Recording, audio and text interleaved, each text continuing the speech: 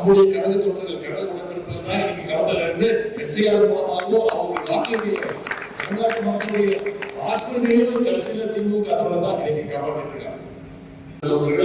இந்த எஸ்ஐஆர் என்ன பிரச்சனைன்னு இன்னைக்குதான் அவங்க பேசவே ஆரம்பிச்சிருக்காங்க.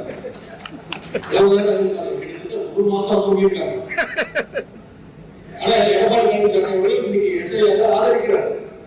ஏன்னா அவருக்கு ஒரு வழி கிடையாது. இல்ல அமித்ஷா கோச்சுப்பாரு. அமித்ஷாவுக்கு இதெல்லாம் மூச்சு கூட விழுந்துட்டு எடப்பாடி பழனிசாமி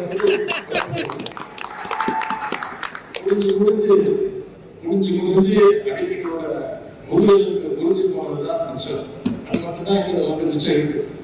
இன்னைக்கு பாஜகவோட ஒரு கிளை அமைப்பாளர் அண்ணா திராவிட முன்னேற்ற கழகம் இருந்து கொள்கிறது. அது அண்ணா திராவிட முன்னேற்ற கழகம் அமித்ஷா திராவிட முன்னேற்ற கழகமாக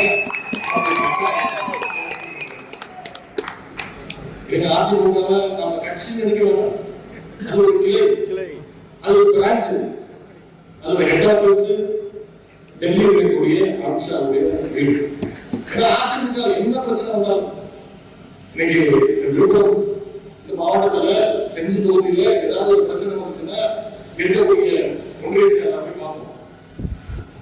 நீங்க பெரிய பிரச்சனை மாவட்ட செயலர் போய் பார்ப்போம். ரொம்ப பெரிய பிரச்சனை வாங்க அலுவலகத்துக்கு போவோம், சென்னைக்கு போவோம், தலைமையகத்துக்கு போவோம், போய் அமைப்பு செயலரை பார்ப்போம், தலைவரை பார்த்து மனு கொடுப்போம், கம்ப்ளைண்ட் பண்ணுவோம், தலைவர் ஆக்ஷன் பண்ணிட்டு தலைவர் முடிவெடுக்கிட்டு வந்து நாம அங்க போவோம். அங்க வந்து ஆனா